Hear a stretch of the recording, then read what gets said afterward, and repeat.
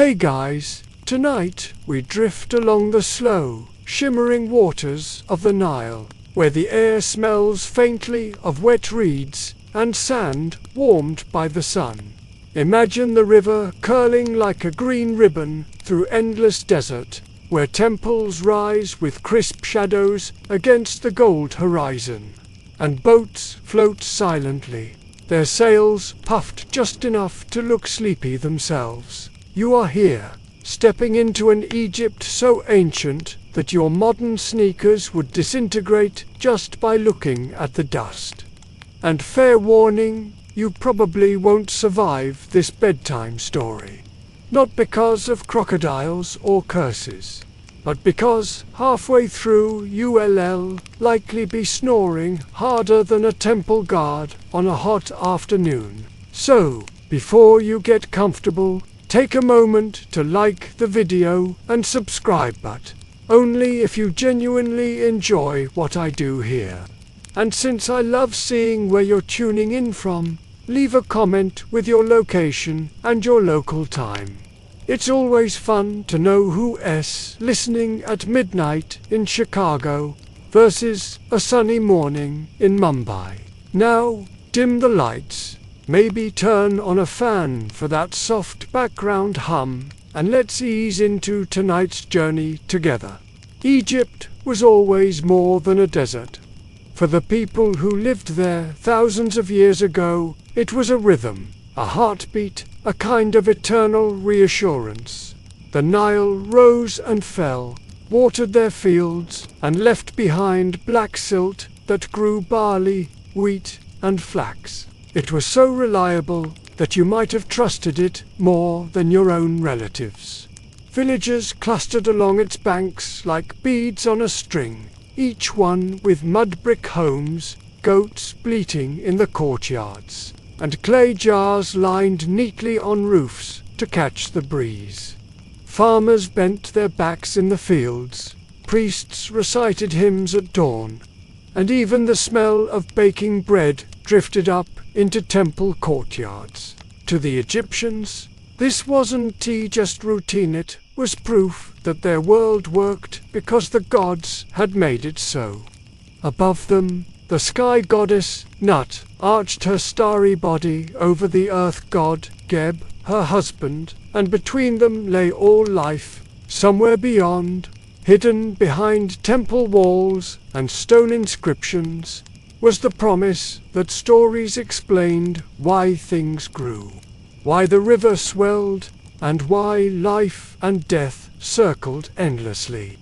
One of those stories, the one you're here for tonight, was about Osiris and Isis. Osiris was more than just a god to them, he was the memory of good kingship itself. Think of him as that teacher who could somehow make even math class feel comforting. He embodied justice, order, and the idea that life could be made fair if it followed the right patterns. And then there was Isis, his partner, his queen, his equal in every sense. Together they were the golden couple of myth, the ones people prayed to for fertility, safe childbirth, and maybe even a little marital stability. It's easy to imagine ancient Egyptians lying under the stars, listening to this tale as if it were a lullaby threaded with lessons. Parents told it to children, priests told it to crowds, and scribes carved its echoes into temple walls so that no one could forget. After all, myths were less about entertainment and more about reassurance. When the world around you is sandstorms and crocodiles, you want to believe someone is holding the balance steady. Now, historians still argue whether Osiris' story began as a local Nile fertility cult or as a patchwork of older myths stitched together by priests. What we know is that by the time of the pyramid texts inscriptions carved more than 4,000 years ago, Osiris was already king of the afterlife. He had gone from being just a god of crops and growth to being the ultimate judge of souls. That is like getting promoted from managing the farmer's market to running the Supreme Court of eternity. Yes, while they prayed to Osiris for good harvests, they were also smearing something rather questionable on their skin to block the relentless sun.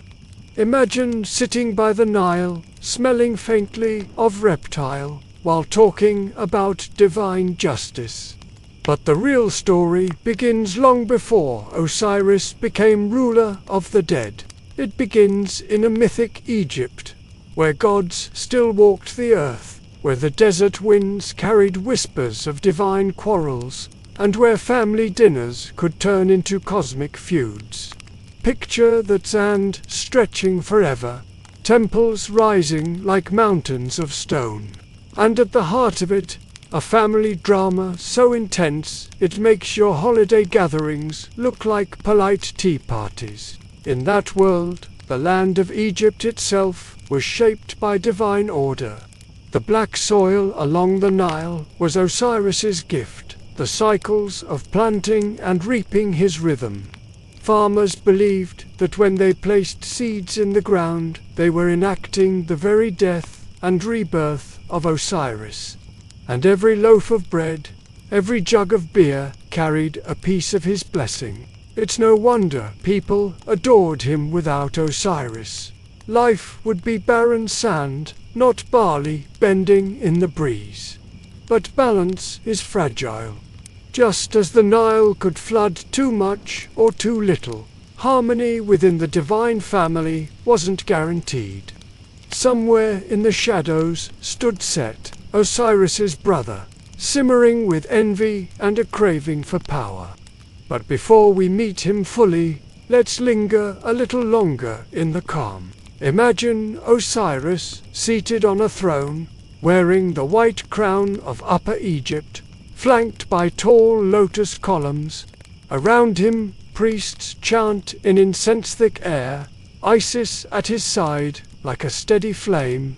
The air feels timeless, like nothing bad could possibly happen.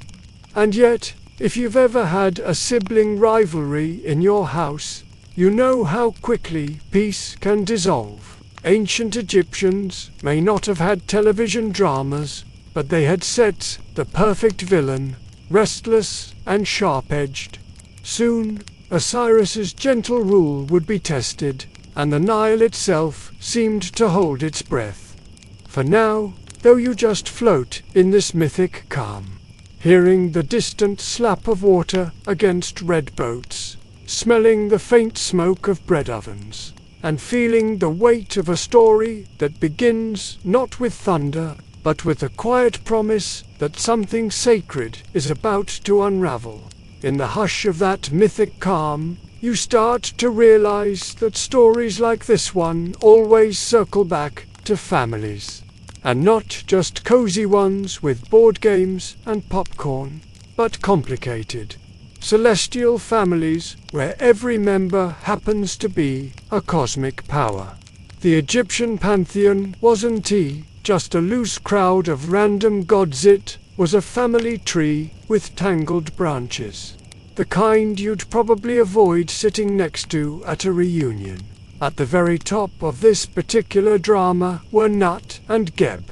Nut was the sky goddess, a vast arching figure stretched across the heavens, her body dotted with stars.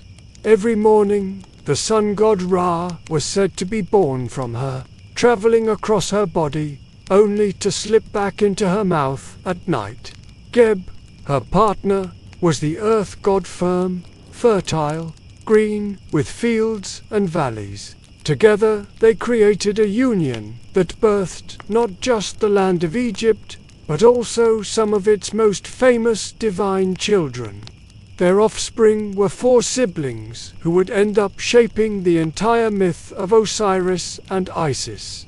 First was Osiris himself, eldest, tall, steady, with the aura of someone who could settle a fight with a single calm sentence.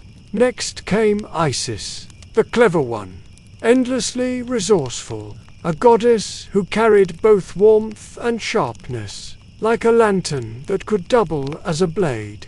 Then came Set, all rough edges and restless energy, a god associated with the desert, storms, and chaos. He was the brother who always seemed to sulk in the corner of the room, daring anyone to cross him. Finally, there was Nephthys, a quieter figure, often in the shadows, but loyal and steady in her own way. If you're already feeling like this sounds suspiciously like a mythic soap opera, you're right. Ancient Egyptians had their own celestial version of sibling drama, where every smile hid rivalry and every dinner could turn into betrayal. Osiris, being the eldest, naturally inherited kingship.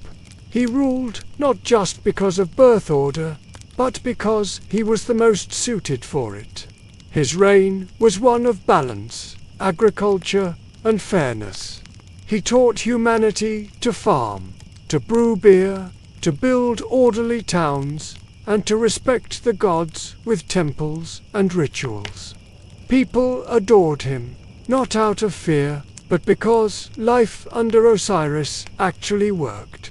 You planted seeds, you harvested grain, you baked bread, and the Nile kept flowing.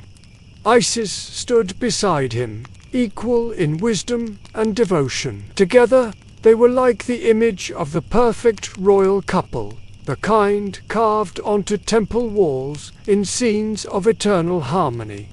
Now, historians still argue whether Isis's role was originally as prominent as later stories made it. Some evidence suggests her cult rose in importance during later dynasties, spreading even into Greece and Rome.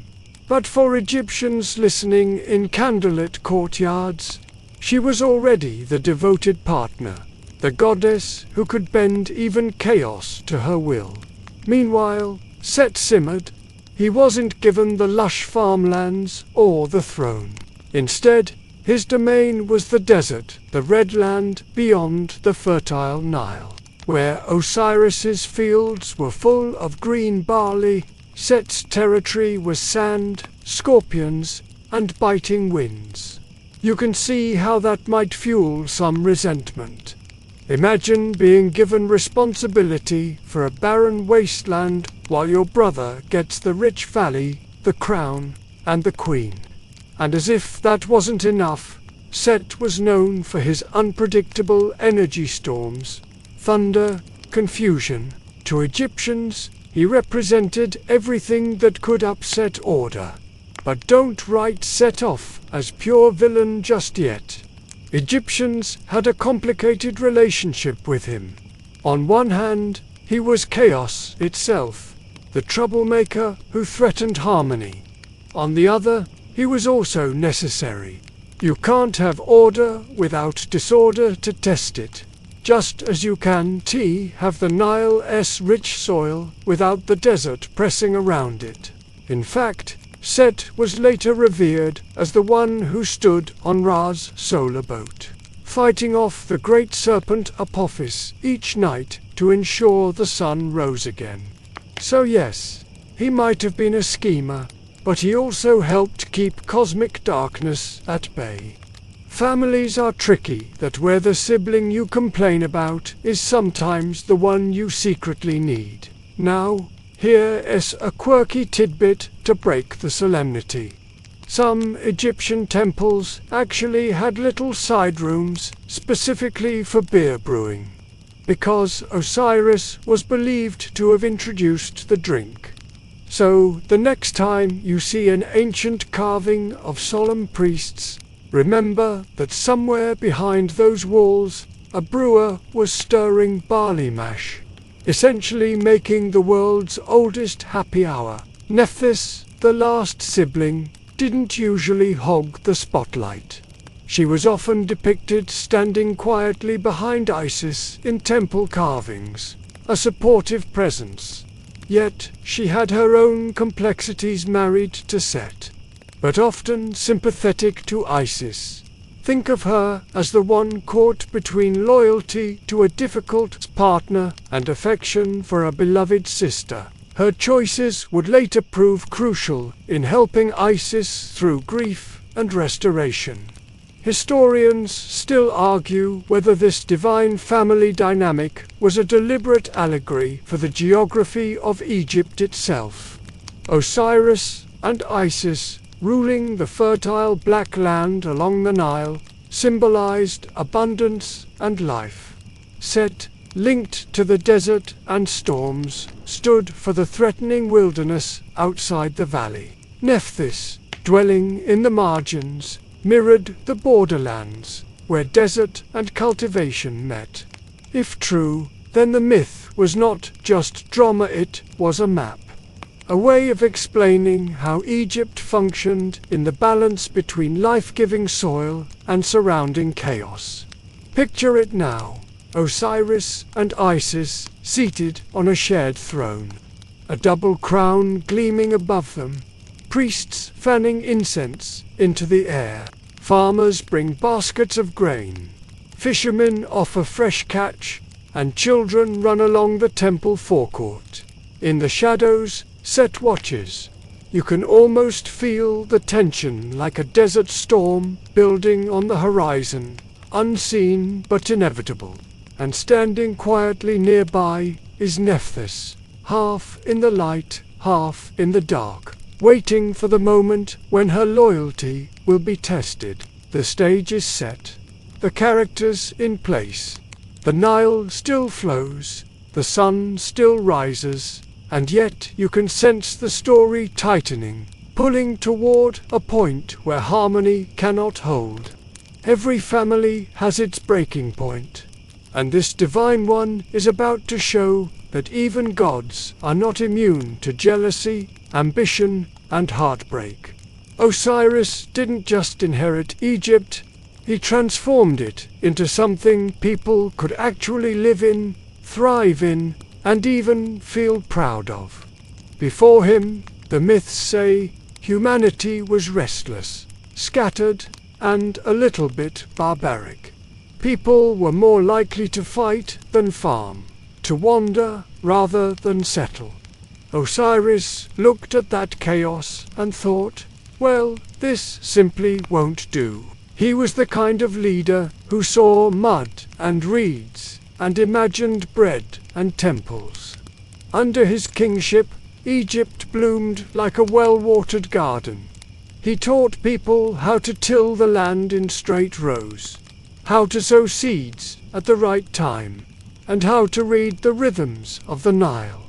That annual flood, which could have been terrifying, became a gift because Osiris framed it as part of life's cycle. People started to look at the dark mud left by the waters and see not mess but fertility. They believed Osiris himself lived in those cycles, the seed that died in the soil only to rise again as green shoots. And of course, there was beer. Egyptians adored beer so much that it was safer to drink than water. Osiris, myth tells us, introduced the brewing process, sprouting barley, drying it, mashing it, and letting it ferment. That foamy drink became a daily staple, offered to both gods and tired workers. It's funny to imagine. While Osiris sat on a throne with a crook and flail, somewhere nearby, villagers were clinking clay mugs, saying, "Thanks, Osiris. This round's on you." Isis matched him in every way. She wasn't a passive queen, sitting silently at his side. She was the sharp-minded partner, a goddess of magic, healing, and cunning. Egyptians prayed to her for childbirth, for protection in sickness, and for guidance in love.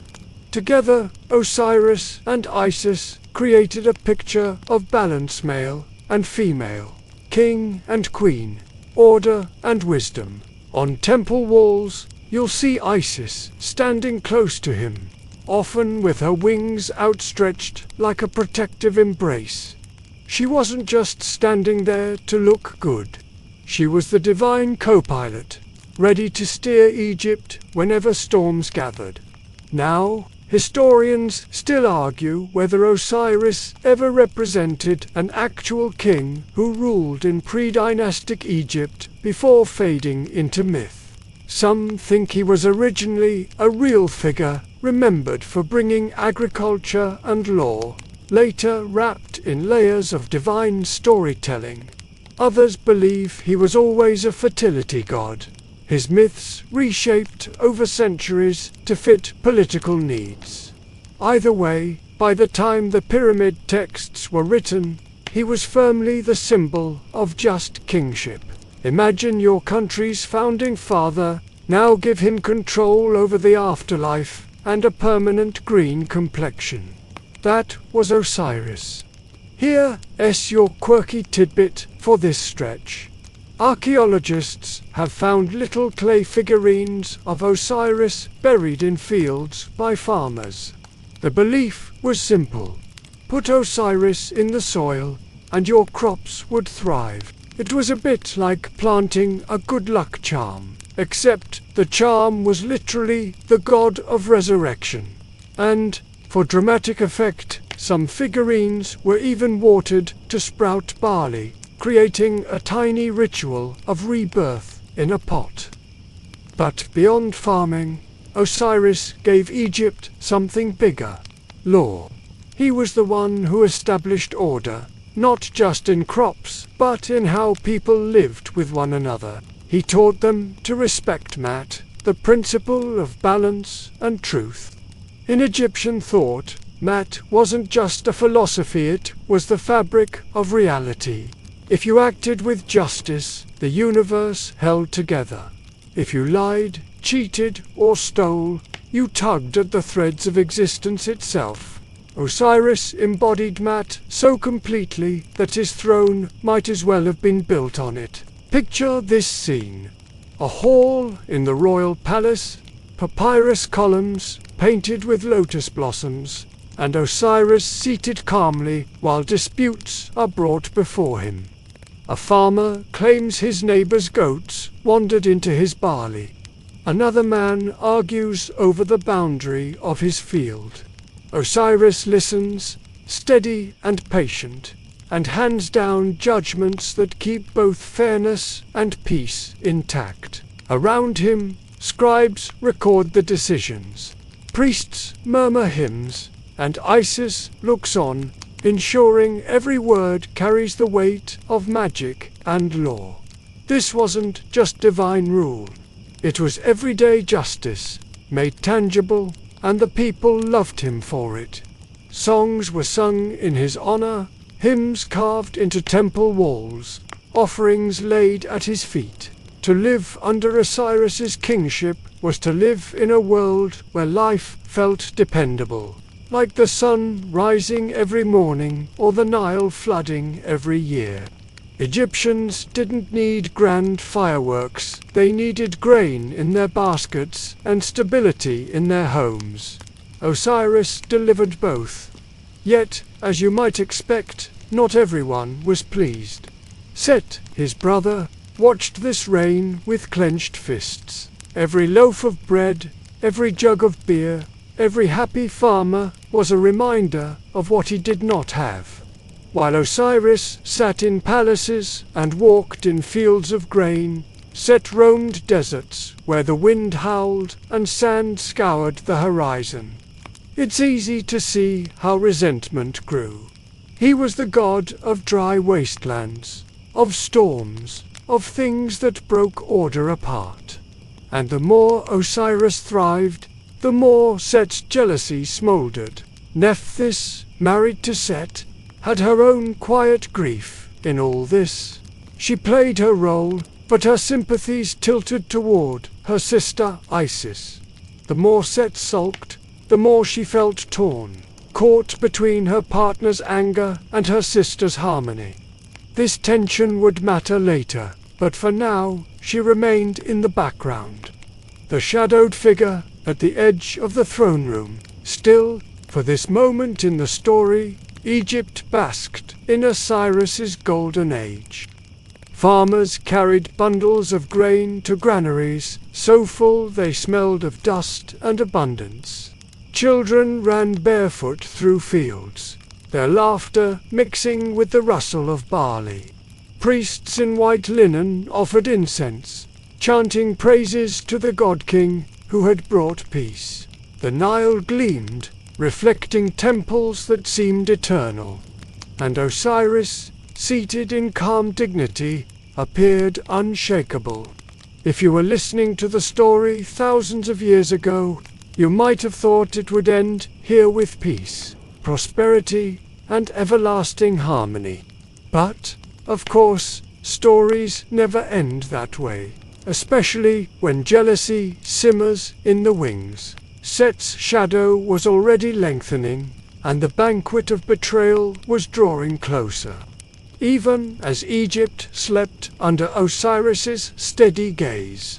If Osiris represented the green, fertile side of Egypt, then Set was the desert wind that scoured everything it touched.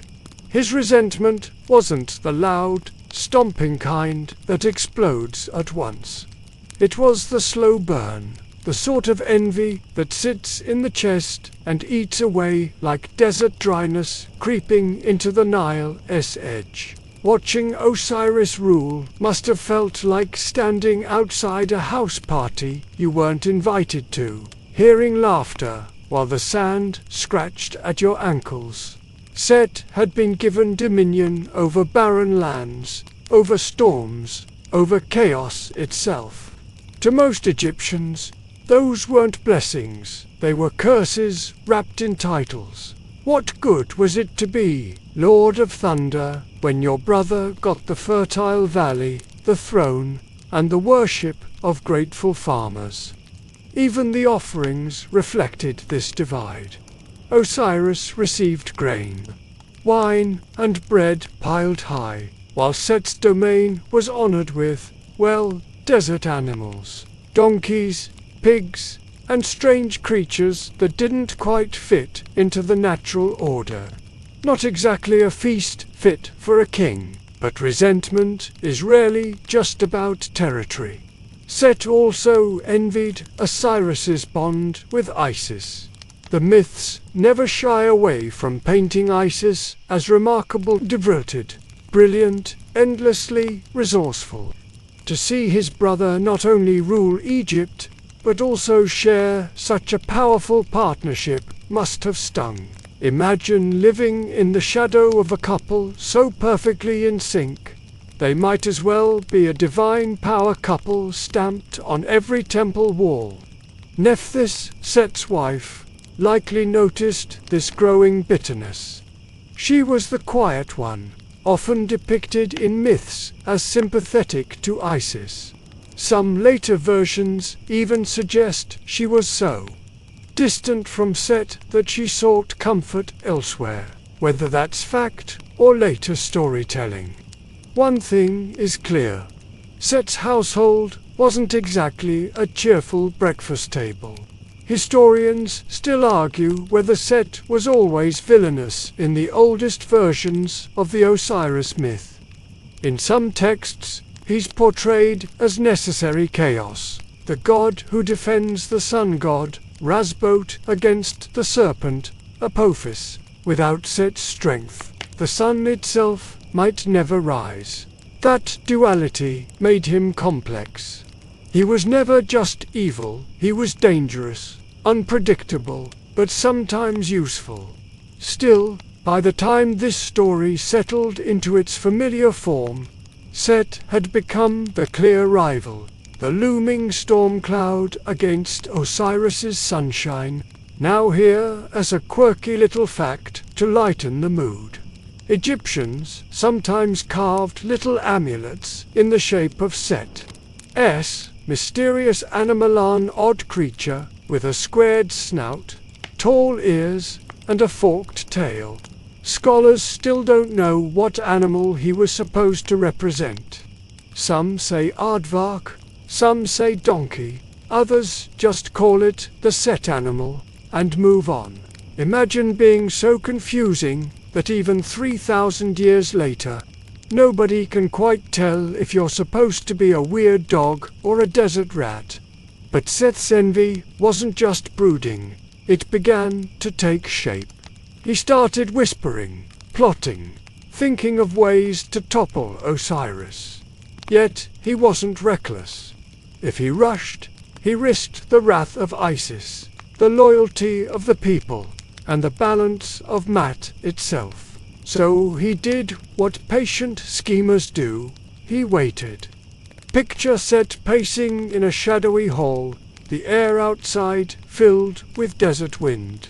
He scowls, his red hierophant, a symbol of his fiery, stormy nature, catching a faint glow of torchlight. Around him, allies gather, other gods and conspirators who prefer disruption to order. They lean in, murmuring plans, their eyes glittering with the thrill of mischief. A banquet is discussed, a chest is whispered about, and a trap begins to take form. Meanwhile, Osiris remained blissfully unaware. He walked through fields, greeted priests, ruled with calm confidence. To him, Set was just another brother, a bit sulky, maybe, but not someone to lose sleep over. The Egyptians adored him, after all. And besides, Osiris had Isis, her magic, her sharpness, her unshakable loyalty. With her by his side, what could possibly go wrong? Yet, as every myth reminds us, that's exactly when things begin to slip. The contrast between the brothers couldn't have been starker.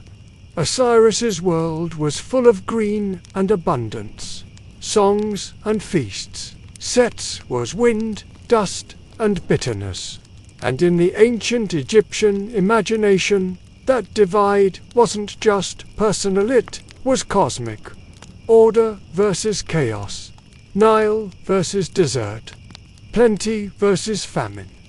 Every time Osiris succeeded, Set felt diminished. And eventually, the storm he embodied could no longer stay bottled up. Nephthys's quiet loyalty to Isis may have deepened Set's anger. Imagine being in a marriage where your wife looks more kindly at your sister than at you. Whether it was spoken aloud or not, that dynamic made Set feel isolated, like even in his own household, he couldn't count on full allegiance.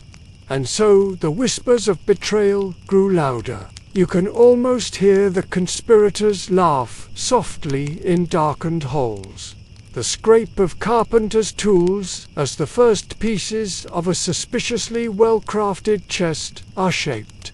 Not yet revealed, not yet sprung, but the trap was on its way. The Egyptians who told this story knew what was coming. They might have leaned closer to the fire, knowing the betrayal would sting, but also knowing it explained why life and death, growth and decay had to circle endlessly. For now, though the Nile kept rising, the barley kept growing, and Osiris kept ruling, only in the corners of the myth did Set's jealousy gather strength like a storm cloud hovering on the horizon, promising that the feast of harmony was about to sour. The plan that Set devised was as brilliant as it was cruel, the kind of scheme that feels almost childish in its trickery, yet devastating in its results. To bring down Osiris, Set didn't march an army or hurl thunderbolts. No, he planned a party, a banquet dressed in laughter and wine, where betrayal would arrive disguised as entertainment. That's how envy works sometimes. It doesn't roar, it smiles. The myth tells us that Set had a chest made, but not just any chest, was crafted with precision, like a carpenter's masterpiece. The measurements were exact, the wood smooth, the surface inlaid with precious metals and carvings. And here's the detail that mattered most. It was made to fit Osiris's body perfectly. Every curve, every length, every proportion was matched to him alone. It wasn't a chest for treasures. It was a trap for a king. Now, imagine the scene. Set announces a great feast, inviting Osiris, the nobles, and other gods. The banquet hall is lit with oil lamps flickering on polished walls, golden bowls filled with figs, dates, and roasted goose. Harpists play in the background, their notes soft and lulling. Servants carry jugs of beer, pouring it into cups until laughter rises like incense into the air. Everything about the evening feels generous, celebratory, and safe. Osiris, being the trusting elder brother, walks in with Isis at his side. Why should he suspect anything? This was family, after all. He reclines at the low tables, eats the bread, sips the wine, and listens to the musicians. Isis, wise as she was, might have narrowed her eyes at Set's uncharacteristic charm, but even she couldn't guess what precise shape the betrayal would take. At the height of the banquet, when the laughter was warmest and the hall thick with the scent of roasted meats, Set clapped his hands. Servants carried in the chest, gleaming in lamplight. Gasps echoed through the crowd. It was beautiful, polished like amber, decorated as if for a king. Set grinned, his words smooth as honey. "Let us make a game," he said. "Whoever among us can fit perfectly inside this chest shall keep it as a gift." What a strange game! But in the glow of the feast, it seemed harmless enough. Guests, one by one, tried their luck. Some were too short, their feet lost in the space. Others too broad, their shoulders pressing against the sides. Each attempt ended with laughter, cups raised in jest, and the chest waiting for its true owner. Finally, Osiris, amused and confident, agreed to try. He stepped into the chest, laying himself down, and of course, as Set had planned, the fit was perfect, so perfect that the air itself seemed to freeze. Before Osiris could rise, before Isis could reach for him, the conspirators leaped forward. The lid slammed shut. Nails were hammered in, fast and merciless. Hot pitch was poured along the edges, sealing it tight. The sound of hammering replaced the laughter, and what moments before had been a feast now rang with betrayal. Osiris pounded from within, but the chest was iron-strong, sealed against every push. Guests scattered, some too frightened to intervene, others complicit in the act.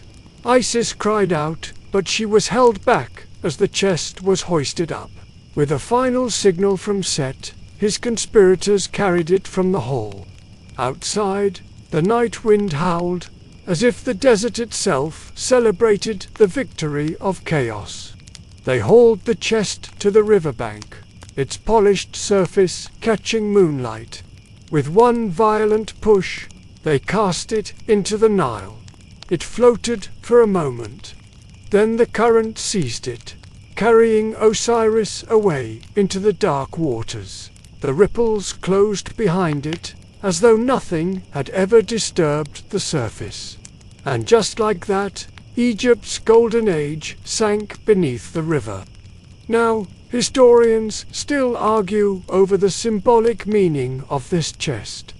Some say it represented a coffin, marking Osiris as the first to undergo proper burial.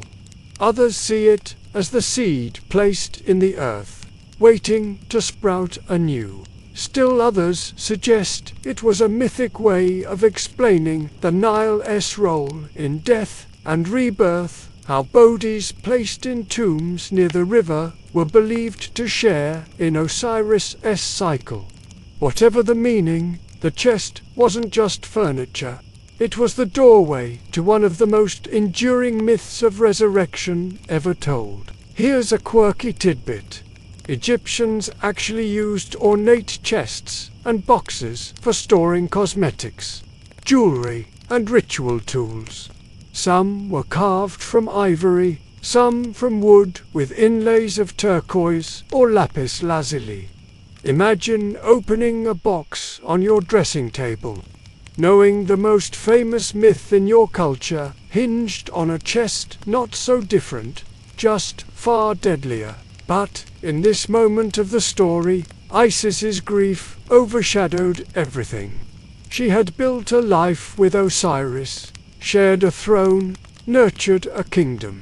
To see him taken in such a simple, cruel trick must have felt unbearable. Yet Isis was not one to surrender easily. She was already planning, already thinking, even as her tears fell. Meanwhile, Set stood triumphant. For once, the desert had swallowed the valley. For once, chaos had stolen from order. He might have thought he had won, but the story was far from over. Egypt's people still whispered prayers to Osiris. The Nile still carried the chest downstream.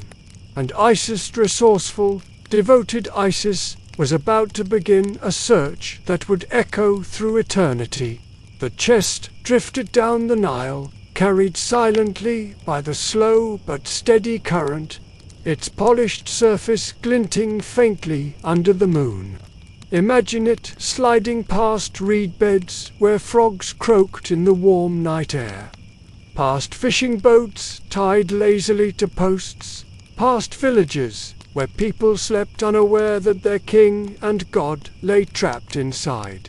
The Nile, so often the giver of life, now bore away the heart of Egypt. Set and his conspirators didn't linger. They knew that once the chest was sealed and cast into the river, the Nile would do the work for them. The currents were strong, especially in flood season. Anything dropped into its waters could travel miles, sometimes all the way to the delta, where the river branched into the sea. To Set, this wasn't just murder, it was erasure. If Osiris's body was lost to the waters, then perhaps memory itself would fade. But Egyptians never forgot. To them, this moment explained why death was such a mystery, why bodies were placed in coffins and tombs. The chest was the first coffin, the first time a god experienced the boundary between life and death. Every sarcophagus carved in stone after that carried a little echo of Osiris's fate, as though every burial was a reenactment of the night he was sealed away. Inside, Osiris was powerless. The god who had ruled Egypt, who had taught farmers to plant and brewers to mash barley, lay bound by wood and pitch, unable to breathe. Myths don't tell us exactly how he felt, but you can imagine the stillness, the silence pressing against his ears, the smell of resin sealing him in, the rocking of water as the chest carried him farther and farther from home. Meanwhile, Isis's cry echoed through the palace, through the courtyards, through the villages. She was not just a grieving queen. She was a goddess whose very essence was loyalty and devotion. From the moment the chest touched the water, she began to search. Every reed bed, every fisherman, every traveler was questioned. She wandered the Nile's banks, her feet blistered, her voice raw from calling Osiris's name. Historians still argue whether the journey of the chest represents the Nile's connection to trade routes. Some suggest that the myth encodes memory of Egyptian goods being carried into foreign lands, their gods traveling with them. Others see it as purely symbolic, a story about how death carries the soul away from the familiar into strange, distant realms. Either way, The myth emphasizes that death is never the end of the story. It is a passage, a drifting into the unknown. And here's your quirky tidbit for this stretch. Egyptians believed in soul birds. The ba, one aspect of the soul, was often depicted as a bird with a human head that could fly from the body after death. People left little carved bobards in tombs so that the soul could perch nearby and visit the living. Imagine Isis, desperate and grieving, watching flocks of birds along the river and wondering if one of them carried Osiris's spirit, hovering just beyond her reach. But let's return to the chest, floating on the Nile, eventually carried it out of Egypt, away from the land where Osiris had ruled. Some myths say it drifted all the way to the coast of Phoenicia, near the city of Byblus. There, the currents deposited it against the shore, where it lodged among reeds and was soon enveloped by a tamarisk tree. The tree grew quickly, its trunk encasing the chest, its branches reaching high. Locals marveled at the tree's sudden strength and beauty, unaware that within its heart lay the body of a god. The king of Byblus, impressed by the tree's size, ordered it cut down and brought into his palace.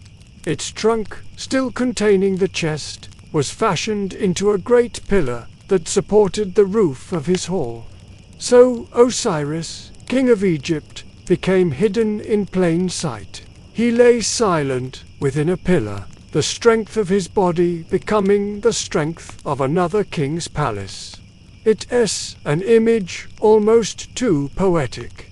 The god of fertility and resurrection turned into the backbone of a foreign court.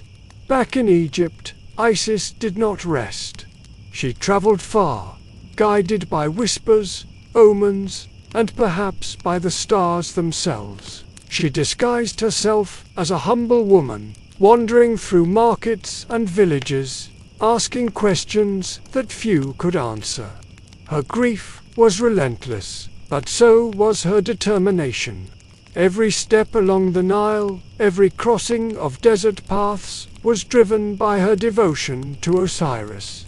Picture her at night, seated by a small fire, her face illuminated by flickering flames. Around her, the desert is silent, the stars cold and unblinking. In her lap lies a small bundle of herbs, offerings for the gods she prays to for guidance. Though weary, her eyes never dim with doubt. She knows Osiris is out there. She knows her story with him is not finished. Meanwhile, Set gloated. With Osiris gone, he claimed the throne of Egypt. But his rule was not the same. The Nile still flowed, the fields still grew, but the air was heavier. People sensed something wrong, as though the heartbeat of the land had faltered. Priests still chanted hymns, but the incense felt thin, insubstantial. Egypt was alive, but not whole. And so the myth turns, drifting like the chest itself, from betrayal to the quiet persistence of love. Isis was already on the trail, already moving toward Byblus, though she did not yet know it. The chest, hidden in a pillar, waited silently, like a seed buried in the soil, waiting to sprout again when the time was right.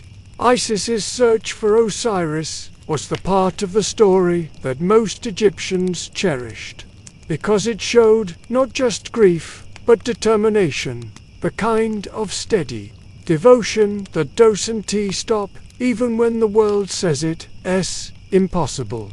Imagine her moving along dusty roads, the wind tugging at her linen gown, her hair tied back so it wouldn't whip across her face. She had no royal entourage now, no musicians to announce her steps. She went humbly, alone, slipping among fishermen, farmers and merchants, looking for whispers of where the chest had gone. Her grief was immense, but it didn't paralyze her. Instead, it sharpened her resolve. Every time someone mentioned seeing a strange box floating on the water, she followed. Every rumor became a thread she tugged until it led her somewhere new. It was the kind of searching you do when sleep is impossible, when every thought circles back to the same missing piece of your heart. At night, she rested by riverbanks, listening to the water lap softly at the reeds, perhaps wondering if Osiris could hear it too, trapped somewhere downstream. Ancient Egyptians believed the Nile itself was divine, its waters tied to gods like Hapi, the flood spirit. So maybe Isis spoke to the river, asking it to guide her, to carry her steps toward the chest it had swallowed. Historians still argue whether Isis's wandering reflects older folk traditions of mourning rituals. Some suggest that her search paralleled the way women in ancient villages performed lamentations, traveling to riverbanks to weep for lost loved ones. In this sense, Isis was not just a goddess, but the embodiment of every grieving woman who had ever searched for answers. Here's your quirky tidbit for this stretch. In some local Egyptian traditions, Isis was linked with magical spells to protect children from scorpions and snakes. Mothers would recite charms calling on her to guard babies at night. Imagine, then, the same goddess wandering barefoot through snake-haunted marshes, risking her safety to find her lost husband. The duality was clear: protector of children, seeker of the dead. Eventually, her search led her beyond Egypt itself. She traveled north, through the delta, across the sea, until she came to Byblus in Phoenicia. Byblus was a bustling city, known for its cedar wood, which Egyptians prized for shipbuilding and temple doors. The harbor smelled of pitch and salt, filled with traders calling out prices for timber and incense. Amid this noise, Isis slipped in quietly, disguised as a servant. In some versions of the myth, she encountered the Queen of Byblus near the shore. The queen noticed the stranger's grace and dignity, even under her humble disguise. Isis, though veiled, carried herself with such poise that people turned to look at her. The queen, perhaps sensing something divine, invited her into the palace to serve as a nursemaid to her children. And so the goddess of Egypt lived for a time in a foreign palace, tending to mortal infants. She sang lullabies, ground herbs for medicine, and told stories in her soft voice while the wind rattled the cedar shutters. No one knew that this humble nurse was secretly searching for a pillar in their hall, one that contained the body of a god. At night, when the children were asleep, Isis would slip to the great pillar.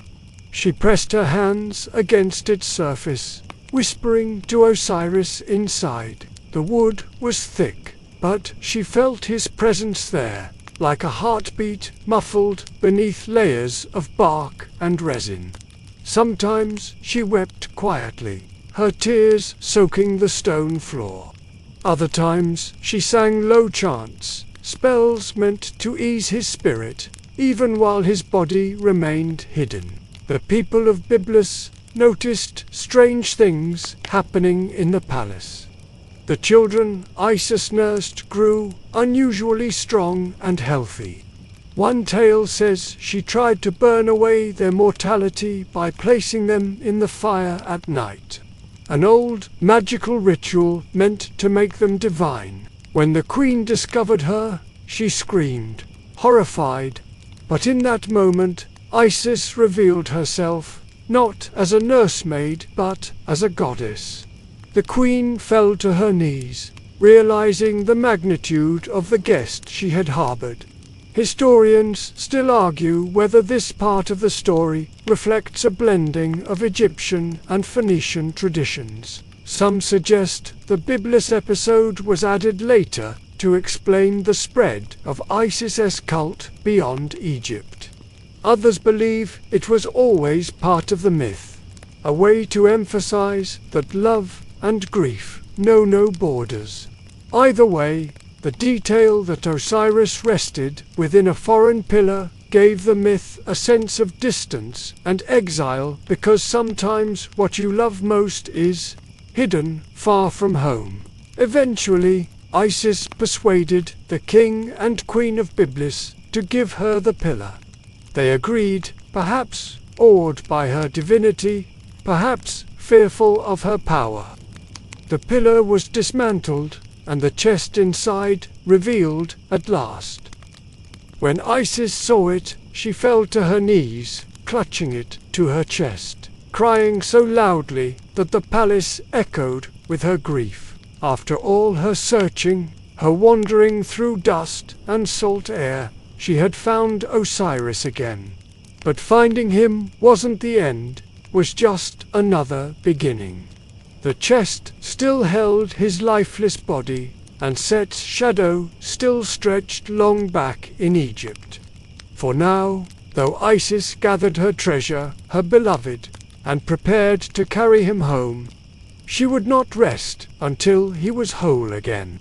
The chest that had traveled so far, sealed in secrecy and sorrow, was finally in Isis's arms. After all the wandering, all the disguises, and all the sleepless nights on riverbanks and foreign shores, she could now hold what Set had stolen. Imagine her kneeling in the palace courtyard of Byblos, the scent of cedar and salt still clinging to the air, her fingers tracing the resin seams of the chest.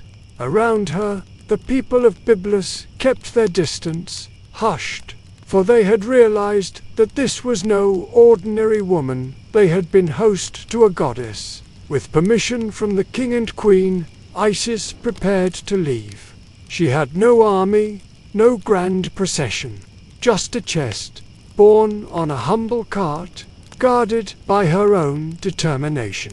Some versions of the story say she sailed it back across the sea, the waves rocking the vessel as she clutched the chest close. Others describe her walking through long stretches of land, veiled again, moving quietly with her burden, unwilling to draw attention. However she traveled, it was a solemn procession, a queen reduced to widowhood, a goddess walking like a mortal, grief pressed close against her chest. But Isis wasn't only sorrowful, she was also careful, cautious, even cunning. She knew Set spies could be anywhere. She dared not reveal Osiris's body to anyone, not priests, not allies, not even Nephthys yet. The more people who knew, the greater the risk that Set would strike again. So she hid the chest when she traveled, covering it with mats or reeds, slipping it into side chambers at night. Wherever she stopped to rest, she kept vigil over it, like a mother guarding her child. Historians still argue whether this part of the myth reflects Egyptian burial customs. Some scholars suggest that Isis's secrecy mirrors the way priests carefully hid tomb entrances, ensuring that only the initiated knew where a body lay. In a land where tomb raiding was a constant fear, secrecy was as sacred as ritual. And in Isis's case, secrecy was the only shield she had left. Here's your quirky tidbit. Archaeologists have found old Egyptian coffins painted not just with religious texts, but also with little cheat sheets for the afterlife spells, and maps to help the dead navigate. Imagine Osiris inside his chest, not only sealed by Set, but also symbolically carrying the very idea of a coffin that would become a library of magic in later centuries. Isis eventually returned to Egypt, weary but resolute.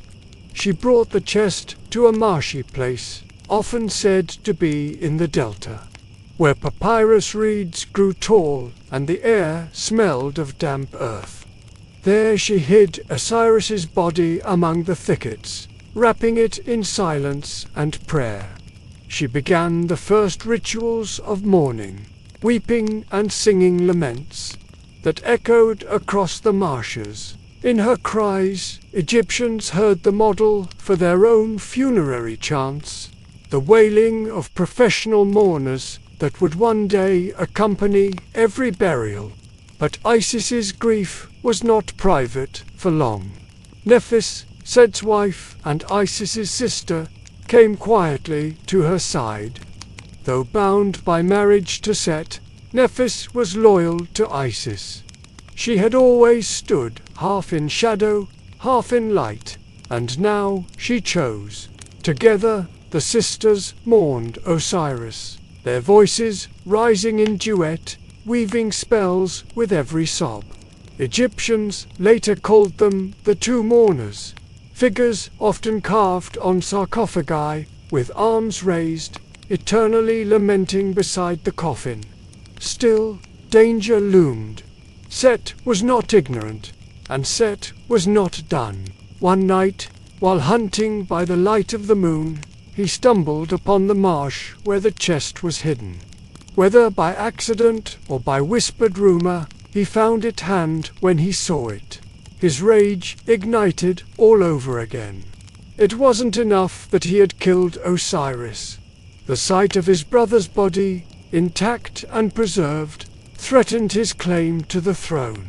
As long as Osiris's body existed, his presence lingered, and Isis's devotion could still bring him back. So Set acted with the fury of a storm. He dragged the body from the chest, his face twisted with malice. And then, with a cruelty that stunned even the gods, he dismembered Osiris. Piece by piece, he cut the body apart 14 parts. According to the most common versions, scattered them across Egypt. Some say he flung them into the Nile, others that he buried them in different nomes, the districts of Egypt, so that no one place could ever hold Osiris whole again. It was not just murder now. It was obliteration, an attempt to erase even the possibility of resurrection. Set believed that by scattering Osiris, he could finally silence him, finally secure the throne without the shadow of a rival. But Set underestimated Isis. He underestimated the power of devotion and the patience of grief. For Isis would not stop with one search. If she had scoured Egypt and Phoenicia for a chest, she would now scour every field, every riverbank, every corner of the land for the pieces of Osiris. And she would not be alone. Nephthys, bound by sisterhood, would help her. Together they would begin a journey of gathering, a ritual of restoration that would lay the foundation for resurrection itself. For now, though, Egypt shuddered. Osiris was no longer whole. His body was scattered like seeds across the land, and Set sat smugly on the throne, believing he had finally triumphed. Yet, in the silent determination of Isis, the myth still breathed, preparing for the long and patient task of putting broken things back together. Set thought himself clever. He believed that by scattering Osiris's body, he had solved the problem once and for all, shredding not just his brother's form, but also the hope of resurrection. To him, it was the final move in a long and bitter game. After all, how can you bring back what has been divided into 14 pieces and hurled into distant corners of Egypt? But myths rarely end where villains think they will. Isis, hearing the news of Set's mutilation of Osiris, did not collapse. She wept. Yes, her cries rising like wind through papyrus reeds. But grief did not break, hurt fueled her. She gathered her courage, bound her hair, and set out again. If she had once searched for a chest, she would now search for pieces. And in the telling of the myth, her quest became almost like a pilgrimage, each step sanctifying the land, each discovery a sacred act. Imagine Isis and Nephthys together, their linen gowns damp with marsh dew, their feet cut by desert stones, their voices weaving chants as they moved across the two lands. The sisters were tireless. They combed riverbanks, climbed hills, entered villages quietly, listening for rumors. Every fragment of Osiris became a relic, a puzzle piece in the vast story of life, death, and rebirth. Historians still argue whether the scattering of Osiris's body was meant to symbolize the division of Egypt into nomes. The 36 districts that priests administered, some believe that each part of Osiris was tied to a specific place, making the entire land sacred, united by his dismemberment. In this interpretation, Osiris wasn't destroyed, he was spread everywhere, infused into every field and shrine. Others argue it was simply Set's way of ensuring finality, with no deeper meaning beyond cruelty. The debate continues, but either way, the myth explains why temples of Osiris later appeared in multiple regions, each claiming to hold one of his parts. Here's your quirky tidbit for this section. One of Osiris's supposed body parts was said to be preserved in a fish's belly after Set threw it into the Nile. Egyptians actually avoided eating certain species of Nile fish, especially in areas connected to Osiris's cult, because they believed those fish had once consumed divine flesh. Imagine turning down grilled tilapia because you feared it might have nibbled on your god thousands of years earlier. One by one, Isis and Nephthys recovered the pieces. In some versions of the tale, Thoth, the ibis-headed god of wisdom, joined them, offering guidance and magical incantations to help them locate hidden fragments. Picture him walking alongside the sisters in the moonlight, his long beak glinting, his scrolls tucked beneath his arm, reciting spells that pierced through darkness. Every recovery was an act of devotion. A hand found buried in sand, a rib discovered in reeds, a leg unearthed near the delta. Isis wrapped each fragment carefully, chanting over it, mourning it, but never giving in to despair. Each piece was placed in a basket or shroud, treated as if it were whole, because, in her eyes, Osiris was never truly lost, and yet not all was recovered. The most famous missing piece was his phallus, which Set had cast into the Nile. Fish devoured it, leaving Isis without it when she finally gathered the rest of Osiris. Later traditions made much of this absence. It symbolized loss, but also transformation. Isis, undeterred, fashioned a replacement from gold or clay, depending on the version, using her magic to restore wholeness where destruction had tried to win. This moment, Osiris scattered, Isis gathering, became one of the most moving parts of the Egyptian imagination. Every funeral procession, every embalming, echoed it. Just as Isis sought her husband, priests sought to preserve each limb of the deceased, wrapping them in linen, chanting words to knit the soul back together. Death was not the end. It was a scattering that required patient reassembly. Picture the sisters in a dim, torchlit chamber, the pieces of Osiris laid carefully on a woven mat. The air smells of resin and incense, the flicker of flames casting long shadows on the walls. Isis kneels, her hands steady as she anoints each fragment with oils, her lips murmuring ancient words that curl like smoke. Nephthys stands beside her, her hands lifted in lament, her voice a low hum that fills the silence. This is no longer just mourning, it is ritual, the first act of resurrection, the moment when grief becomes power. Set, meanwhile, may have believed his throne was secure. He ruled with the force of storms, but Egypt did not flourish under him. Farmers still planted barley, but the harvests seemed leaner. Priests still lit incense, but their voices trembled.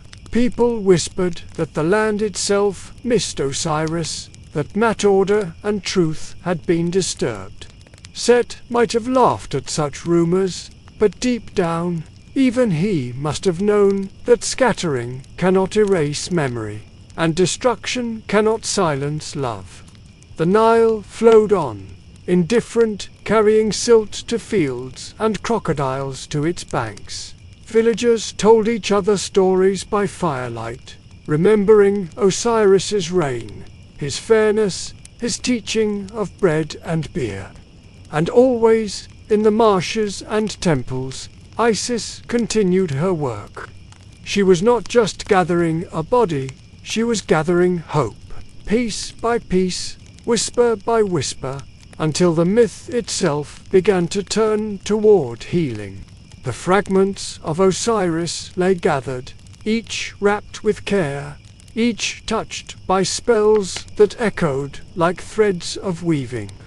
Imagine a quiet chamber deep in the marshlands, papyrus reeds swaying outside, their rustle mixing with the soft chant of two sisters who refused to let grief end the story. Isis and Nephthys knelt side by side, their linen gowns stained with dust and travel, their hair bound back with strips of cloth to keep it from falling into the sacred work. Before them lay baskets filled with fragments of Osiris's body, an arm here, a rib there, pieces collected from riverbanks, villages and deserts, each retrieved with tears and determination. This was not simply collecting bones. This was the invention of ritual itself. Egyptians later believed that embalming, mummification, and funerary rites all began with this act. Isis, using herbs, oils, and spells, became the first priestess of the dead. Nephthys, her voice trembling with lamentation, became the first mourner. Together, they created the pattern that all funerals would follow for thousands of years. Historians still argue whether the myth of Isis reassembling Osiris influenced the development of mummification, or whether it was the other way around, that the already ancient practice of embalming inspired the story. Either way, the link is undeniable. Every bandage wrapped around a mummy echoed Isis's hands. Every cry of mourning women echoed Nephthys's voice. And every coffin lowered into the earth echoed the chest that had once carried Osiris. Here's your quirky tidbit. Embalmers in ancient Egypt sometimes wore masks of Anubis, the jackal-headed god of mummification, while they worked. Imagine being a grieving relative, peeking into the embalming chamber and seeing a man in a jackal mask bending over your loved one's body, murmuring spells. It might sound eerie now, but to Egyptians, it was a direct continuation of what Isis herself had done, the divine work of piecing someone back together for eternity. As the sisters worked, they faced a problem. One piece of Osiris was missing, the phallus. destroyed or eaten by fish in the Nile.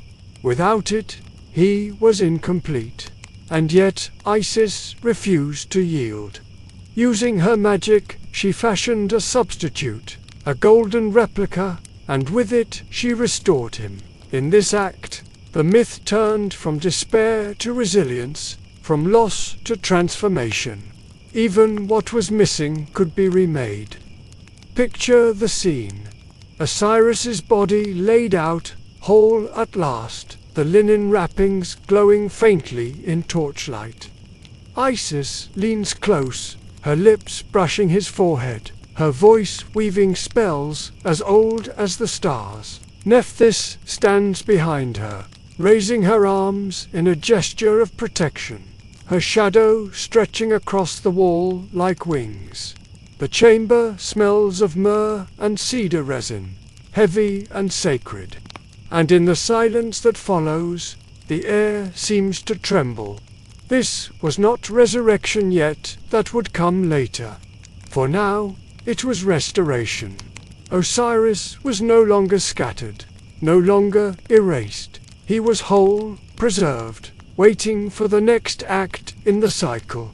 Isis had not only saved him, she had proven that love could outlast even the malice of chaos. The sisters' ritual also carried deep meaning for Egyptians. To them, the body was not a shell, but a vessel necessary for the soul's journey. Without preservation, the Ka, the vital essence, and the Ba, the roaming soul, could not reunite after death. Osiris's restoration set the precedent. Every person, no matter how humble, deserved careful embalming, so their soul could rise again. Set, of course, seethed when he learned of this. His attempt to obliterate Osiris had failed. The pieces he scattered had been gathered, the body reassembled, the memory rekindled, but for the moment he could do nothing. The sisters had hidden Osiris deep in the marshes beyond his reach. And in that hidden place, magic stronger than Set's rage was at work. Imagine the marsh at night. The reeds are tall, bending gently in the breeze, the moonlight silvering their tips. Frogs croak, insects hum, and between them you hear the low chants of Isis and Nephthys. Their voices carry across the water, soft but unyielding, summoning life, summoning hope. Even the stars above seem to lean closer, their cold light flickering on the surface of the river as though listening. This was the moment when myth shifted gears. No longer was it only about betrayal and loss. Now it became about healing, the slow and patient work of mending what had been broken. Every Egyptian who buried a loved one saw themselves in this act, believing that, like Osiris, they too would be reassembled, restored, and prepared for eternal life. And so, though Set still wore the crown, the people whispered differently. They spoke Osiris's name in their prayers. They invoked Isis in childbirth and healing. They looked to Nephthys for comfort in mourning. Egypt itself seemed to tilt toward the sisters, waiting for the moment when their devotion would bloom into something greater. For Osiris, though lifeless still, lay not in oblivion but in the hush before rebirth. His body, restored by love, waited in silence, like a seed buried deep in soil, poised to sprout at the first touch of sunlight. The reassembly of Osiris's body was only the beginning. To Egyptians, wholeness mattered, but wholeness was not life. It was a foundation, a necessary first step, but something more had to happen before Osiris could stir again. That something came through ritual, through magic, through Isis's relentless will to bridge the impossible gap between death and life. Picture Isis kneeling over Osiris, her hands trembling not from fear but from focus. Around her, incense curled in thin ribbons, clinging to the damp air of the marsh.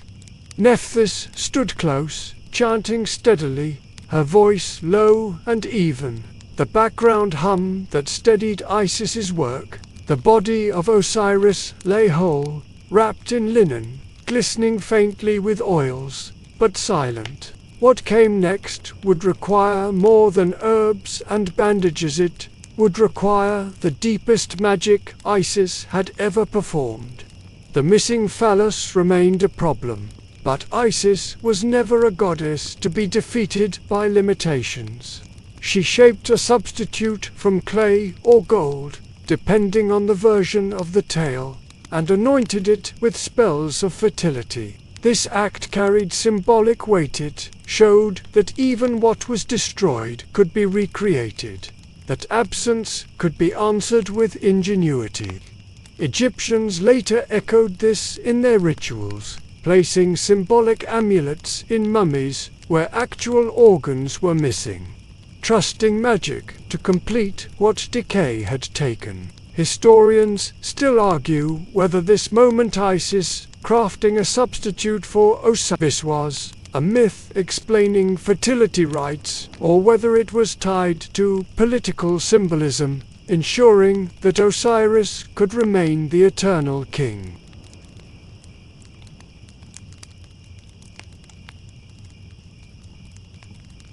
Whatever the interpretation, the act is one of resilience, of refusing to let destruction be final.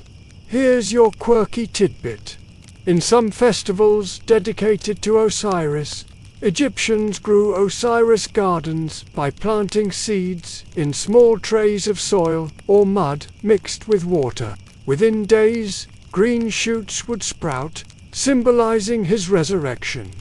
These miniature gardens were placed in tombs and temples, little living reminders that even from dismemberment and burial, life would return.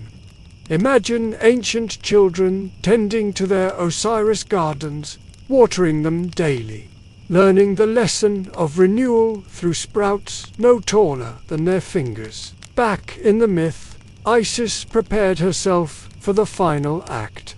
She transformed into a birdikite, a small hawk-like creature, and hovered over Osiris's body, her wings beating slowly in the marsh air. In this form, she fanned life back into him, her cries echoing like spells, her feathers stirring the stillness. Some depictions show her perched on his chest, others describe her wings outstretched like a canopy, sheltering him as she whispered the words that would weave his spirit back into form. It was in this moment that conception occurred, the union of Isis and Osiris that would bring forth Horus, the sun destined to challenge Set. Egyptians believed this conception happened not in the ordinary sense, but in a mystical one. Through Isis's magic and devotion, life was drawn out of death, continuity out of fracture. The idea was revolutionary. From the body of a slain god could come new life, a cycle unbroken, stronger than betrayal. Nephthys, though often overshadowed in the story, remained close. Some accounts say she helped guard the chamber while Isis worked, driving away wandering spirits or Set's spies. Others say she lent her own power to the chant, doubling the strength of the ritual. Either way, she was part of this miracle, a reminder that grief shared is grief transformed. When the ritual ended, Osiris was no longer scattered, no longer silent. He did not return as a living king, walking Egypt's fields again. His resurrection was different. He became eternal, ruler of the underworld, lord of those who had passed on.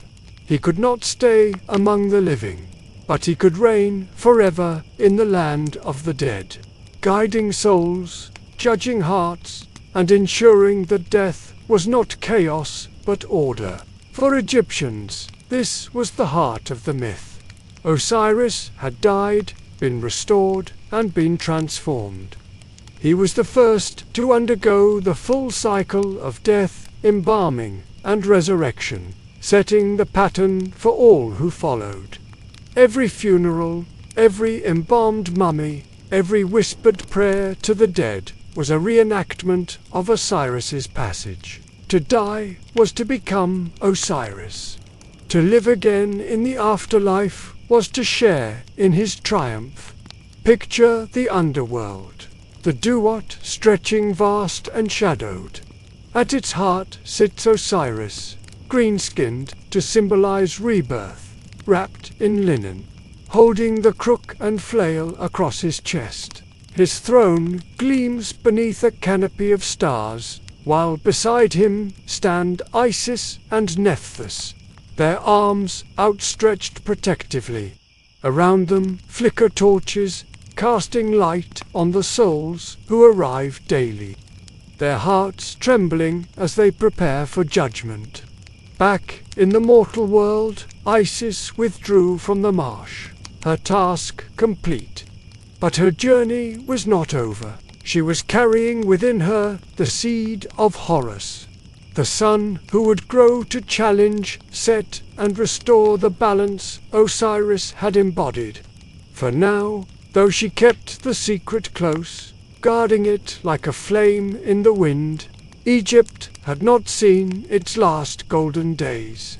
The struggle between order and chaos was far from over, and Isis, who had already proven she could outwit despair, was ready to carry the fight into the next generation. When Isis withdrew from the marshes, carrying within her the seed of new life, she understood more than ever that her struggle was not finished. Osiris had been restored, yes, but not to the world of the living. He now ruled in the realm of the dead, enthroned in the Duat, a king eternal but absent from the sunlight. Isis, left behind in the mortal world, faced a new challenge, bringing his legacy forward through a child who would one day stand against Set. Isis's pregnancy was unlike any other, conceived through magic, through love that transcended death. The child she carried was both divine and destined. But Isis knew the danger. If Set discovered she was pregnant, he would stop at nothing to destroy the heir. He had murdered his brother.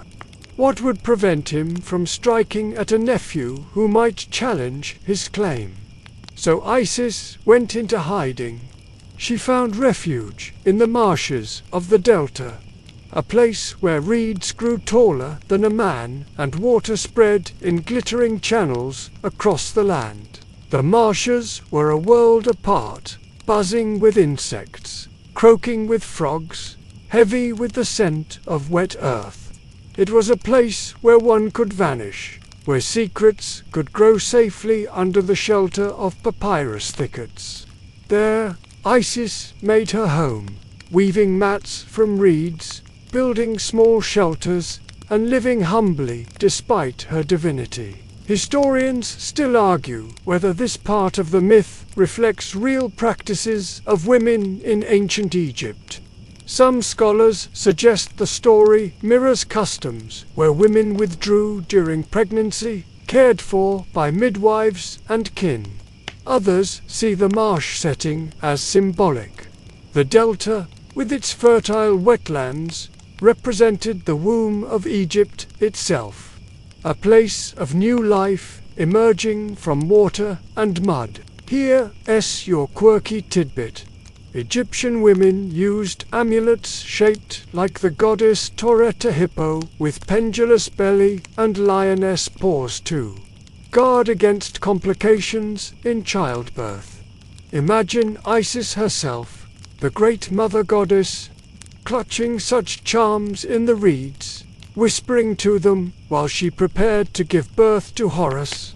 Even divinity, it seems, liked a little extra insurance. When the time came, Isis gave birth to Horus in secrecy. Some myths say she was aided by 7 scorpion goddesses, spirits who protected her from danger as she labored. Others describe her crouching in the reeds, her cries muffled by the marsh winds, while Nephthys hurried to her side, lending her support.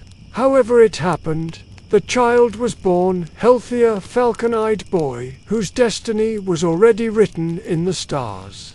But raising him was another matter.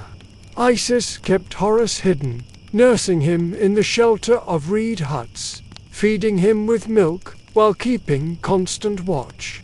The marshes teemed with dangers: crocodiles in the channels, snakes in the undergrowth, scorpions lurking under stones. Every day was a test of vigilance. In hymns and spells, Isis is often depicted as sitting with Horus on her lap, fending off venomous creatures with her magic. Egyptians later invoked her in charms to protect children from illness and bites, believing that as she shielded Horus, she could shield their own little ones. Picture the scene: Isis seated on a reed mat, Horus in her arms, his small fists clutching at her necklace. Around them, the marsh hums with life dragonflies darting, the air thick with the scent of lotus blooms. Nephthys tends a fire nearby, boiling herbs into a bitter brew that serves as both medicine and offering. The sisters exchange weary glances, knowing that every day Horus lives is a day closer to his destiny, but also a day closer to being discovered by Set. And Set, indeed, was restless. He had seized Egypt's throne, but his rule was never secure.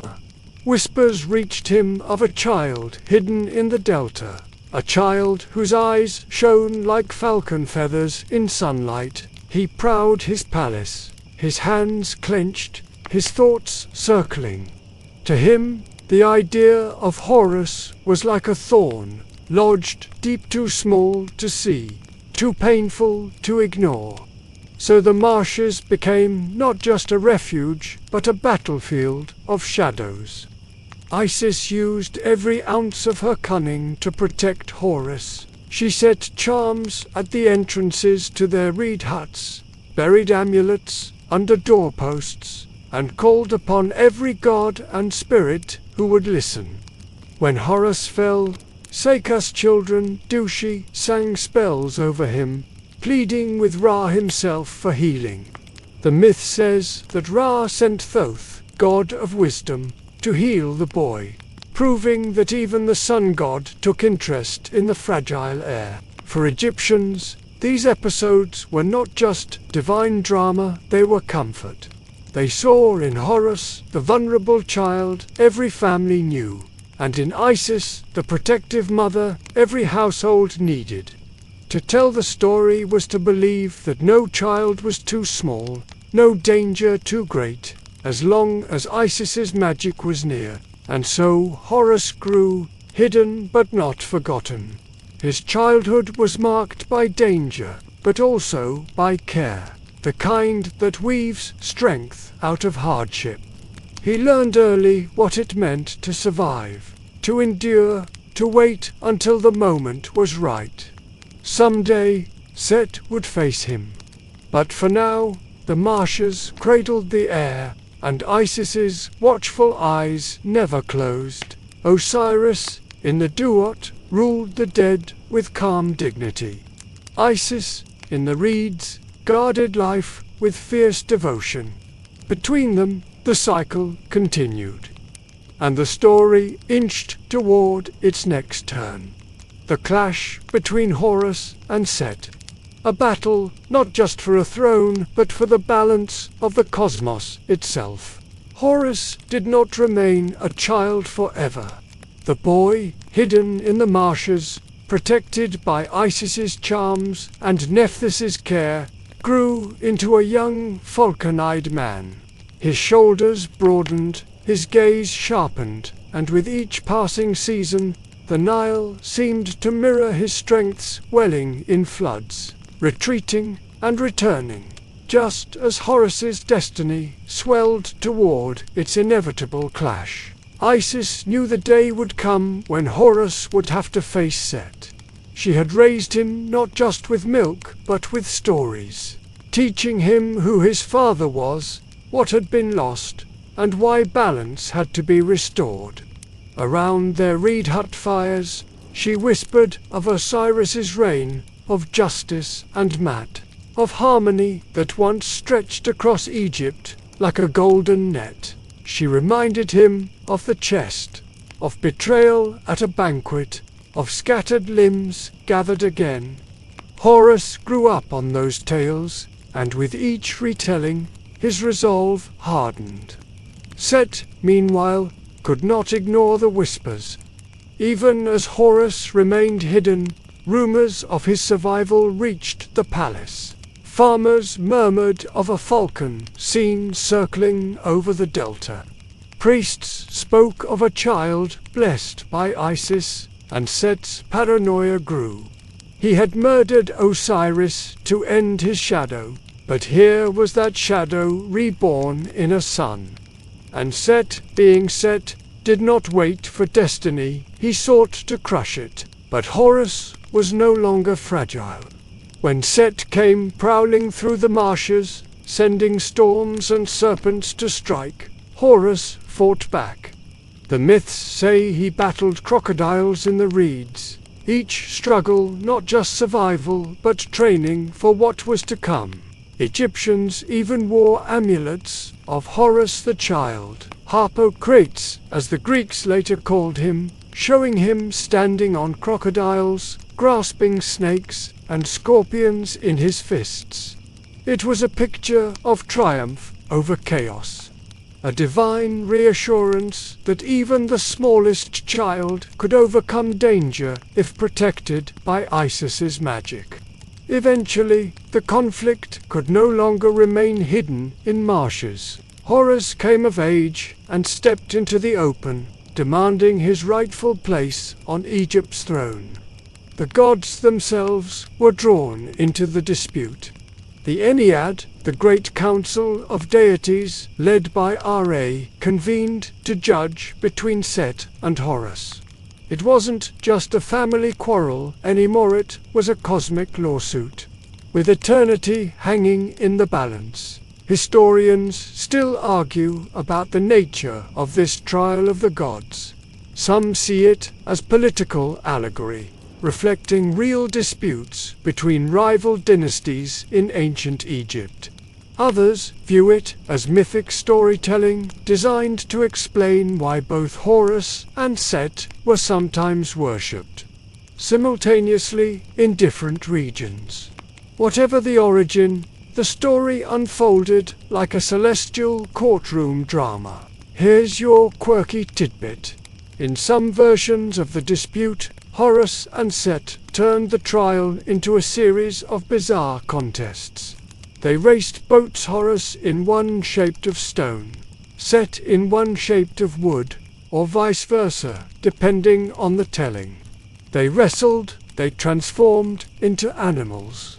They even engaged in absurd magical duels where humiliation mattered as much as victory.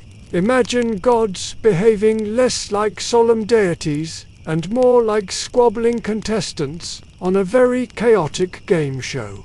But beneath the comedy was serious weight. The contests symbolized the struggle between order and chaos, fertility and barrenness, Nile and desert. Each victory of Horus represented the resilience of Egypt, the way fields could bloom again even after drought, the way justice could be restored after tyranny. Each trick of Set represented the ever-present danger of disorder lurking just beyond the river's banks. One of the most dramatic moments came when Set attacked Horus directly. In some versions, he struck at Horus's eyes, gouging one out and tearing it into pieces. Isis wept, her cries shaking the reeds of the marsh and echoing through the temples. But Thoth, the god of wisdom and healing, restored Horus's eye, piecing it together into the famous Eye of Horus symbol. That eye became one of the most powerful amulets in Egyptian culture, representing protection, wholeness, and the triumph of restoration. Sailors painted it on their boats, parents tied it around children's necks, and priests placed it in tombs as a shield against the unknown. Meanwhile, Set was not above trickery of his own. Some tales describe him trying to prove dominance in outrageous ways, including contests that scholars delicately call battles of humiliation.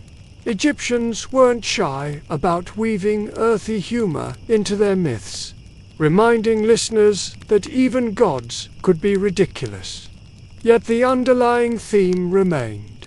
Set embodied disruption, while Horus embodied renewal. The trial dragged on for 80 years. According to some accounts, the gods argued, deliberated, and tested the rivals in every way imaginable. At times, Isis herself intervened, once even tricking Set by disguising herself as a poor woman who begged him for justice. When he ruled in favor of the widow's son, not realizing it was Isis speaking, he inadvertently condemned himself, proving that even he knew Horus deserved the throne. In the end, Horus was declared the rightful ruler of Egypt. Set, though not destroyed, was subdued. His power checked and his place shifted to the margins. Order triumphed over chaos. The green land of the Nile prevailed over the red sands of the desert. Picture Horus ascending the throne, the double crown of Upper and Lower Egypt gleaming on his brow, his falcon eyes scanning the horizon. Isis stands beside him, serene but fierce, the mother who carried him through danger and raised him for this moment. Behind them, the shadow of Osiris lingers, not gone, but reigning eternally in the underworld, his cycle complete. The story of Horus and Set was not just divine gossip, it was Egypt's myth of survival, of the endless tug-of-war between fertility and barrenness, truth and deceit, order and chaos. And through it, Egyptians found reassurance that no matter how strong chaos seemed, balance could be restored, sometimes through battle, sometimes through patience, always through persistence. Osiris never returned to walk the fields of Egypt, never again sat upon a throne in the mortal world. Instead, his destiny shifted to something deeper, something that stretched beyond the reach of time. After his restoration, he descended fully into the Duat, the underworld, and took his seat as its eternal ruler. In doing so, he became more than a slain king. He became the very principle of life after death, the god who guaranteed that death was not an end but a passage. Picture the Duat as the Egyptians imagined it, a vast and mysterious realm, winding with rivers of darkness and dotted with fiery gates. Souls traveled through it after death, guided by spells inscribed on tomb walls or written on papyrus scrolls, known as the Book of the Dead. At the heart of it all sat Osiris, green-skinned as a symbol of fertility, wrapped in linen, crowned with the white Atef crown flanked by ostrich feathers. In his hands he held the crook and flail, emblems of kingship and agriculture, reminders of both his reign and his gift to humanity. Beside him stood Isis and Nephthys, their arms outstretched in eternal protection. Anubis, jackal-headed lord of mummification, often appeared in the chamber too, overseeing the weighing of the heart ceremony. This was where Osiris ruled, where every soul came to face judgment.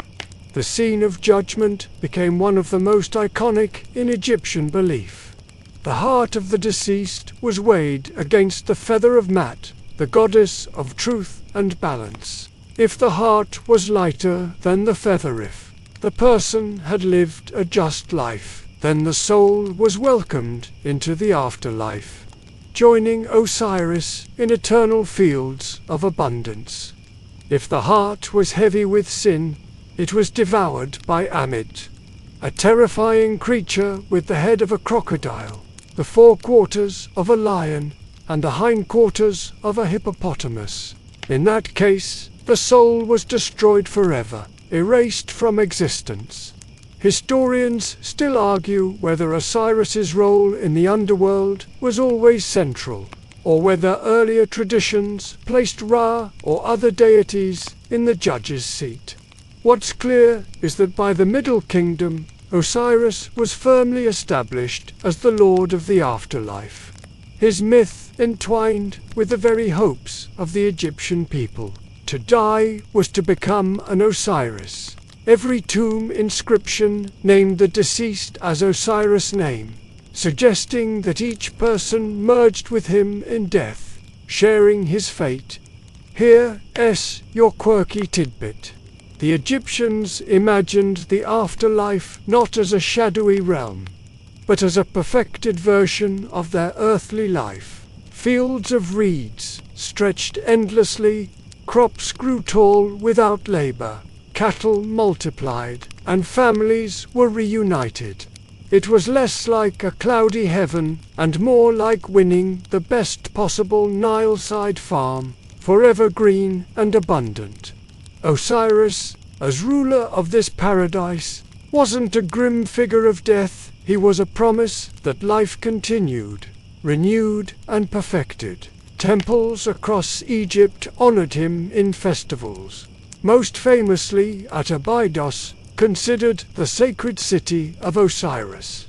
Pilgrims traveled there to take part in reenactments of his story, watching plays that dramatized his murder, Isis's search, his restoration, and his reign in the underworld. These performances were not entertainment in the modern sense. They were rituals of reassurance, reminders that the cosmic order was still intact. People wept during Isis's laments, cheered during Horus's victories, and prayed quietly when Osiris took his throne in the Duat. Imagine standing in Abydos during one of these festivals. The temple courtyard is filled with pilgrims carrying small clay figurines of Osiris sprouting with green barley. Priests in masks of Anubis and Horus chant and act out scenes of the myth. The air is thick with incense. The sound of Sistrum's metal rattles sacred to Hathor clanging rhythmically. You can feel the crowd leaning forward, as though the boundary between myth and reality has thinned, as though Osiris himself might step from the stage to bless the land. For Egyptians, Osiris' triumph was not about victory in a single battle, but about stability in the great cycle of existence. The Nile flooded and receded. Crops died and sprouted. People were born, lived, died, and were reborn. Osiris's story wove all of this together, promising that even in loss there was continuity, and even in death there was renewal. Meanwhile, Horus ruled in the world of the living, seated on Egypt's throne, while Osiris ruled the realm of the dead. Together, father and son represented the full cycle of kingship. The living ruler as Horus, the deceased ruler as Osiris. Every new pharaoh was considered Horus reborn, and every dead pharaoh became an Osiris. It was a seamless loop, a divine family tree stretched through time itself. And Set, though subdued, he was never entirely gone. Egyptians acknowledged his place, even honored him in certain temples, for they understood that chaos was part of life. But chaos could never hold the throne. It could only test it. Osiris, with his steady rule of the dead, ensured that balance, not destruction, would define eternity. So the myth shifted now from tragedy to order. Osiris was no longer the victim sealed in a chest, no longer the scattered pieces strewn across the Nile. He was enthroned, eternal, a presence that touched every tomb, every prayer, every hope whispered by the living. In him, Egypt found assurance that death was not darkness, but passage into light. By the time Horus had secured Egypt's throne and Osiris had taken his seat in the underworld, the myth had woven itself into the very fabric of Egyptian life. It wasn't just a tale whispered around fires or carved into temple walls. It was a lens through which people understood everything. The rise and fall of the Nile, the cycle of crops, the mystery of death, and even the fragile balance within their families. Osiris and Isis together became the embodiment of eternal devotion. She had searched for him across rivers and deserts, gathered his pieces with her bare hands, and refused to surrender even when faced with impossibility. For Egyptians, Isis represented the kind of love and loyalty that could bend fate itself. Her magic wasn't just spells, it was persistence, a refusal to let despair have the final word. Mothers prayed to her for protection in childbirth.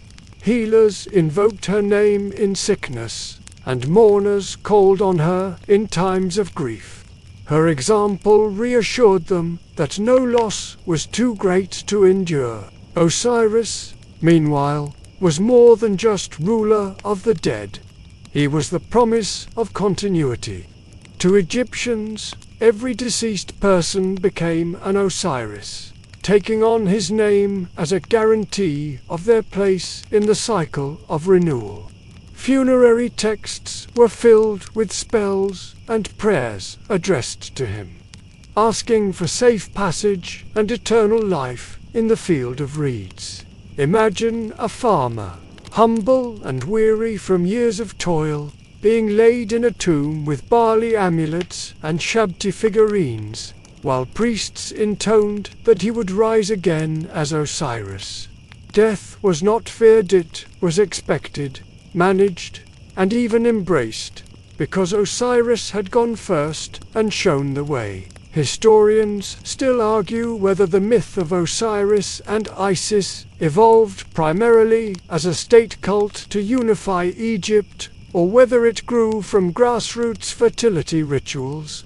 Some say it began as a local Nile myth of crops dying and sprouting, later expanded into a political theology to justify Pharaoh's rule. Others insist it was always a deeply personal story, loved by commoners long before priests codified it. Either way, the endurance of the Talacross dynasties, across foreign invasions, even into the Greco-Roman world, proves its power. Here's your quirky tidbit. In later centuries, Isis's cult spread so widely that she was worshipped in Rome, Greece, and even Britain. Temples to her have been found as far north as London. Imagine Roman legionaries in cold Britannia lighting incense to a goddess who once wandered Egyptian marshes. Her story carried by trade, conquest, and devotion far beyond the Nile. The legacy of the myth wasn't only in temples and texts. It shaped daily life. Farmers saw Osiris in the grain they sowed, believing each seed was his body buried in the soil, sprouting back to life with the flood. Fishermen prayed to him for safe waters. Mothers whispered to Isis while rocking infants, and mourners sang laments modeled on the cries of the two sisters in the marsh. The myth was less a story and more a rhythm, pulsing in every corner of Egyptian existence. Even the pharaohs leaned on it. Each ruler claimed to be Horus while alive, embodying the falcon's strength and justice. In death, they became Osiris, joining the eternal cycle. The throne itself wasn't just a seat of power, it was part of a divine relay, passed from God to man to God again. The myth legitimized kingship, but it also democratized eternity, offering every Egyptian, no matter how humble, a share in Osiris's resurrection. And what of Set? He was never fully banished. Temples still honored him, especially in desert regions and borderlands, where his chaotic power was useful against foreign threats. Egyptians understood that chaos could not be erased, had to be managed, balanced, and sometimes even respected. In this, the myth was realistic. It didn't promise a world without storms. It promised a world where storms would not win. So when Egyptians listened to this story at night, when priests recited it in echoing temples, when pilgrims wept during its reenactments at Abydos, they weren't only recalling a cosmic family feud. They were reassuring themselves that the Nile would flood again, that crops would rise again, that loved ones would live again, and that order would, eventually, prevail.